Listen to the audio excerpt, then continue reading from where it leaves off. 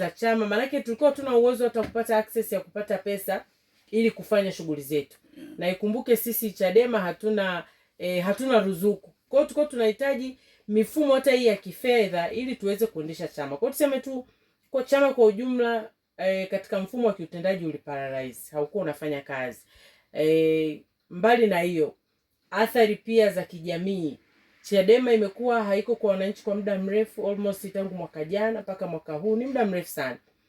Hatukuwa na access ya kuwasemea wananchi, kukutana na wananchi kwenye mazingira mbalimbali, kuweza kuwasemea, kuikosoa serikali, kuisaisha, kuisaidia.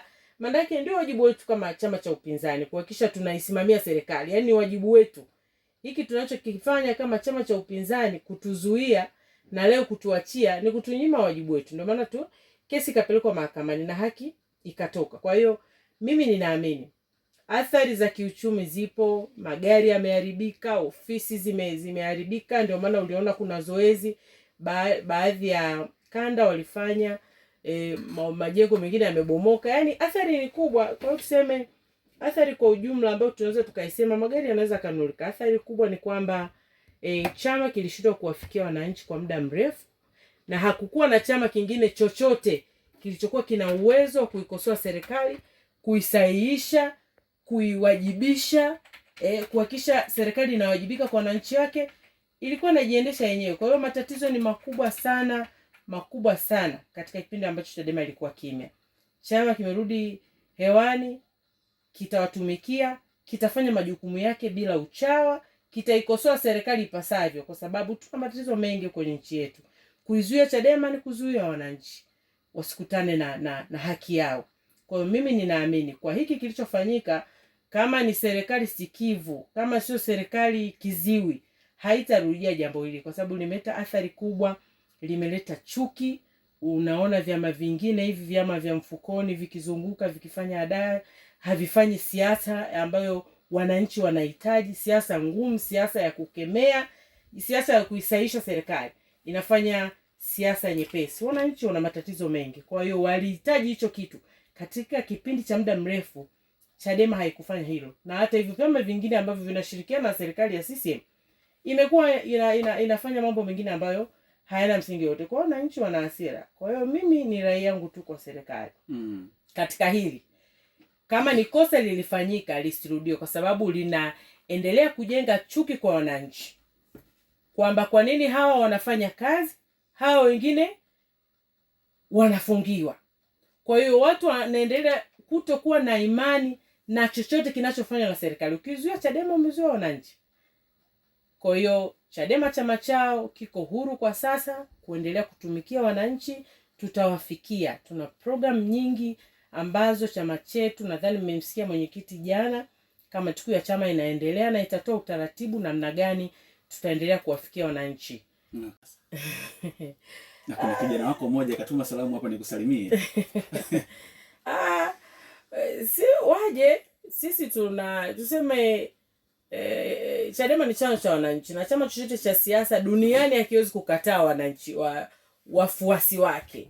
Waje kama wafuasi.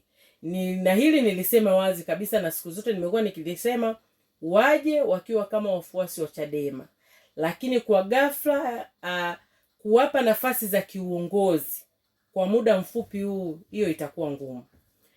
Wanahitaji waje, wajipime, wakiombe radhi chama pamoja na wanachama na viongozi kwa maumivu makubwa waliotusababishia.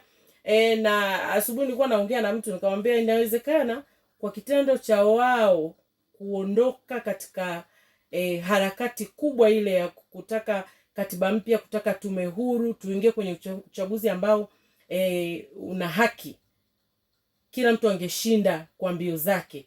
Inawezekana leo tungekuwa na tume ya uchaguzi, tungekuwa na tume huru ya uchaguzi, tungeshinda majimbo, tungeshinda urais. Na inawezekana mwenyekiti wetu Lissu asingekuwa ndani. No reforms, no election ndio imempeleka kule ndani. Kwa unaweza ukaelewa maamuzi yao ya kutaka nafasi za haraka yamesababisha leo mwenyekiti wetu yuko ndani. Almost mwaka mzima yuko kule ndani anateseka. Kwa hiyo lazima wajipime. Hatuwakatazi kuja, lakini sinisemaje, watakaa ili wajifunze kwanza, wajutie hicho walichokifanya. Tutawapima, baada ya muda watapata hizo nafasi, watagombea, wataendelea kufanya shughuli nyingine. Lakini kwa sasa, kwa haraka kwa kile walichokifanya, kitu ambacho wanatakiwa waombe radhi wa Tanzania, kwa sababu wamewakosesha Watanzania fursa ya kuchagua watu wanaotaka. Hii sakana wao wasingefanya maamuzi ya kukigawa chama kipindi kile, leo tungekuwa na tume huru na uchaguzi ungerudiwa. Watu wangechagua wabunge wanaowataka, wangechagua madiwani wanaotaka, madiwani ambao sio machawa, wangeweza kwenda kusimamia kodi zetu. Kwa hiyo walichokifanya sio kitu ambacho wamemuumiza Roda Kunchela, wamewaumiza wananchi kukosa fursa ya kuchagua viongozi wenye hofu ya Mungu. Hii serikali imejiweka. Kwa hiyo lazima wajipime na wajutie hiki kitu, na watoke hadharani kwamba tulitoka kwa sababu moja mbili tatu, tumejutia. Kwa sababu wengi wamekwenda wamegombea udiwani, ubunge, wameangukia pua, wamerudi patupu. Kwa hiyo lazima waelewe kwamba tulichokuwa tunakisema kwamba kwa sheria hatuwezi kuvuka, hatutapata majimbo, hatutapata ubunge. Kwa mimi niseme, nirejee tu kwenye hoja yako, nisitoke nje hapo. Waje kwenye chama, na mimi nipo, namba yangu ya simu wanayo, waje tukae tuongee. Tutawapa fursa, tunaanza mikutano kuanzia wiki ijayo. Waombe radhi na waeleze kitu gani kiliwapeleka huko. Tutawapokea, watafanya kazi, tufanye kazi kwa pamoja. Mimi nadhani hili halina shida, lakini lazima waombe radhi ile ya dhati, sio kama hii ya CCM ya tume ya Jaji Chande. Waombe radhi. Kamfu na kusalimia. Sisi Chadema tukiingia hatutakula kodi zenu, maana yake tutajenga barabara, si ndio? Tutatatua kero za afya, tutatatua kero za madawati, tutahakikisha wafanyakazi na wafanyabiashara hii mfumuko wa bei hauwaumizi moja kwa moja. Tutapandisha mishahara. Hatutanunua magari ya kifahari kama CCM wanachofanya kwa sasa. Badala ya kuwekeza kwenye mambo ya msingi, wanawekeza kwenye mambo ya starehe. Kwa hiki hatutakifanya. Kwa ule wajibu wa sisi kama chama cha upinzani kupambania kushika dola, hatukuupata. Kwa hiyo ni athari namba moja. Lakini athari ya pili ni wananchi wenyewe kukosa mtu wa kuwasemea. Kumbuka kwenye baraza la madiwani hawawezi kwenda wananchi wote zaidi ya 100,000 na kitu, wananchi wa jimbo la Mpanda mjini au mkoa wote wa Katavi. Hatuwezi kwenda bungeni. Kwa hiyo tuna wawakilishi 5 kila jimbo. Tunahitaji ule mbunge akawakilishe mambo ya wananchi, sio akawakilishe mambo ya uchawa, kuanza kusema Samia 5 tena, sisi tunaenda na mama. Hayo si mambo hatujawatuma sisi hawa wabunge, hawa madiwani.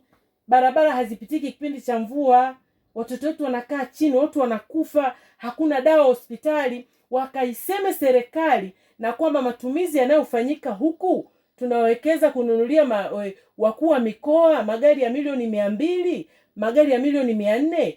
Huu sio wajibu wetu.